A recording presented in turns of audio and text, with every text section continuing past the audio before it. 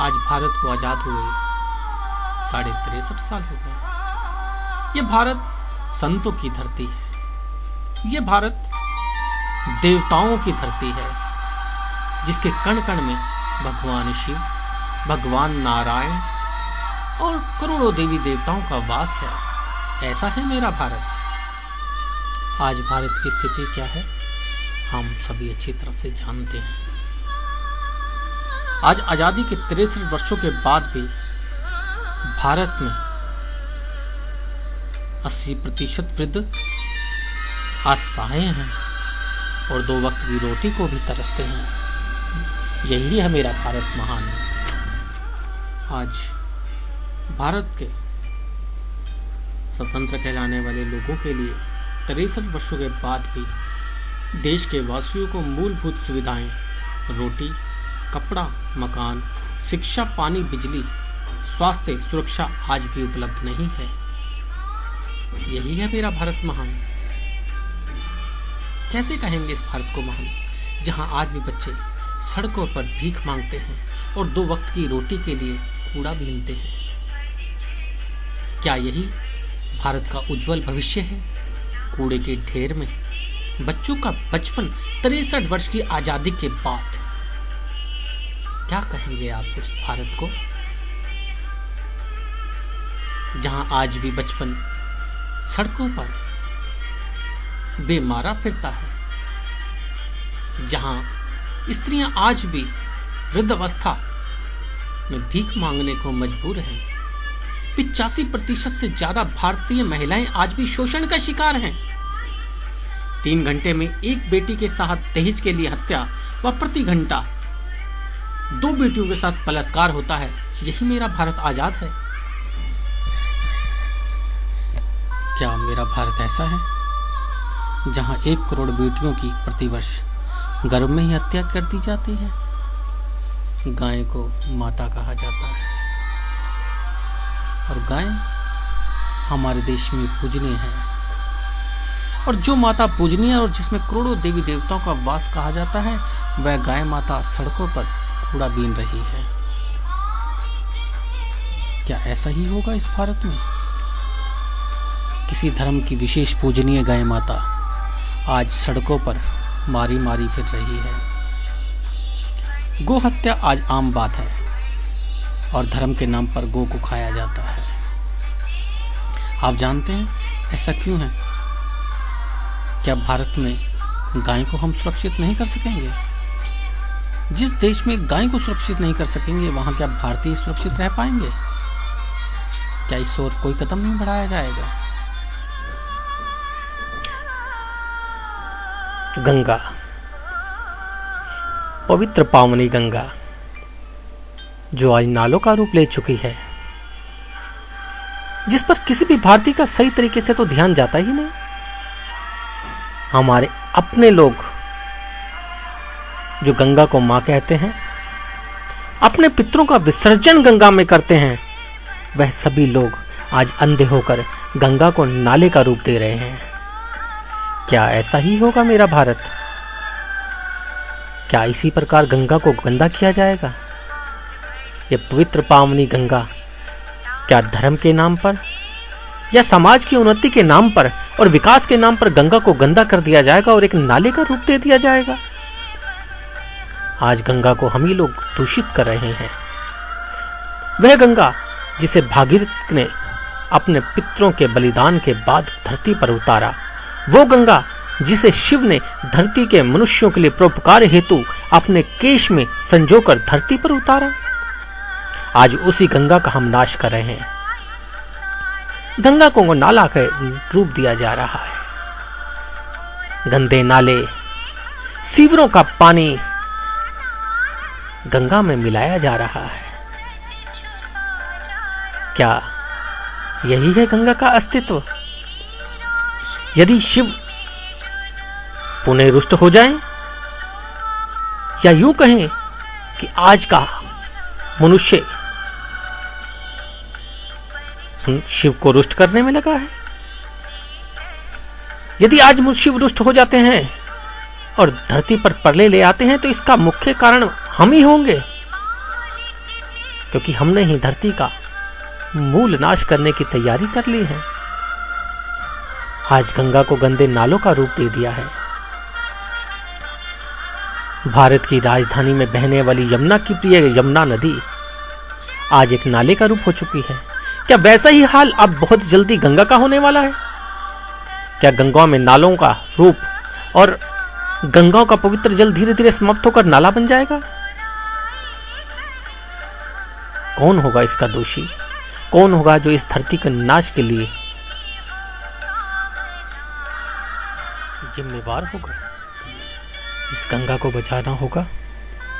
यदि आप अपने पितरों की शांति चाहते हैं, आप चाहते हैं कि आप तिलांजलि दे सकें, तो आइए संकल्प करें कि इस धरती को बचाएं, इस गंगा को बचाएं, पेड़ों को कटने से रोकें और गंगा को निर्मल बहने दें। आज भारत में समस्याओं की कमी नहीं है। शायद आप जानते होंगे और नहीं भी जानते होंगे कि अंग्रेजों से भारत माता को स्वतंत्र कराने के लिए संपूर्ण संग्राम में 7,25,850 क्रांति वीरों की कुर्बानी हुई है। 4,25,00,000 लोगों ने अपने कठिन परिश्रम, तपस्या व त्याग से इस भारत माता को नया दिन दिखाया है। क्या हमने उनकी कुर्बानी को आजादी का नाम दे पाए हैं? हम आजाद हैं, हम सोचते हैं, किंतु हम आजाद केवल अंग्रेजों से हुए हैं। आज गुलामी से हम आजाद नहीं हैं। आज भी 85% से अधिक वृद्ध पेंशन के लिए तरसते हैं। आज भी बचपन गंदी नालियों में कूड़ा बीनता है। गुलामी के समय अंग्रेजों ने 34,735 कानून हमें लूटने, शोषण करने व सदियों तक हमें गुलाम बनाने के लिए बनाए थे, जो आज भी हम पर लागू हैं। आज 63 वर्षों के बाद भी हमारे देश के डॉक्टर, इंजीनियर तथा उच्च शिक्षक लोग देश को छोड़कर भाग जाते हैं। क्यों ऐसा होता है हमारे देश में? अंग्रेजों ने लगभग 500 वर्ष में 350 से 400 लाख करोड़ रुपए की आर्थिक लूट की, किंतु हमारे नेताओं ने मात्र 63 वर्षों में भ्रष्टाचार करके 100 लाख करोड़ से भी अधिक की लूट की। जहरीला मिलावट करके भारत के 1 अरब 35 करोड़ लोगों की जिंदगी के साथ प्रतिदिन खिलवाड़ किया जाता है। आप जानते हैं, आज भारत के 250 जिले नक्सलवाद की आग में जल रहे हैं। क्यों? आज क्यों हम 63 वर्षों के बाद भी अपनी मूलभूत समस्याओं का समाधान नहीं कर पाए? आज 63 वर्षों के बाद भी हमारा 90 से 95% तक का पीने वाला पानी व्यर्थ ही समुद्र में बह जाता है। क्यों भारत में आज भी कहीं बाढ़ है तो कहीं सूखा? भारत कृषि प्रधान देश, किंतु 71% कृषि भूमि, फिर भी भारत में भुखमरी। क्यों भारत के किसान भुखमरी के कारण आत्महत्या करते हैं? भारत के 6,38,365 गांव, फिर भी हम सब असहाय। गांव-गांव में पानी हो या ना हो, पेप्सी और शराब सब जगह है। क्यों भारत में सबसे अधिक कर के नियम हैं? विदेशों से मिलने वाली भीख भी यहाँ के नेता खा जाते हैं। भारत की राजधानी में ही एक पवित्र कृष्ण जी की प्रिय गंगा की तरह यमुना भी आज नाले का रूप हो चुकी है। क्यों 63 वर्षों के बाद भी हमारे डॉक्टर, इंजीनियर तथा उच्च शिक्षक देश छोड़कर भाग जाते हैं? भारत का कर देने वाला व्यापारी और व्यापार दिन ब दिन नीचे और नेता घूसखोर ऊंचे पे ऊंचे होते जा रहे हैं। क्यों है ऐसा हमारे देश में? भी सोचा है आपने? आज भी 63 वर्षों के बाद रेलों और बसों में हर वर्ष सरकार को करोड़ों का लाभ, फिर भी रेलों और बसों में लोग जानवरों की तरह पूरा किराया देकर सफर करते हैं। क्या यही भारत में स्वतंत्रता है? क्या 63 वर्ष की स्वतंत्रता के बाद भारतीयों को यही मिला है? अंग्रेजों ने 1760 में भारत में व्यभिचार बढ़ाने के लिए शराब की दुकानें, मांस के लिए पशुओं के कत्लखाना खोले, व्यभिचार के लिए वेश्यालय खोले, जब उनकी संख्या मात्र 30 से 40 ही रही होगी।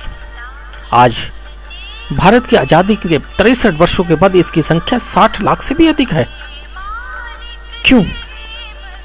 भारत को क्या बनाया जा रहा है? आपने कभी सोचा है? क्या इस बार किसी का ध्यान गया है? क्यों नहीं गया इस और विषय पर ध्यान? आज भी हम दिन ब दिन नीचे जा रहे हैं।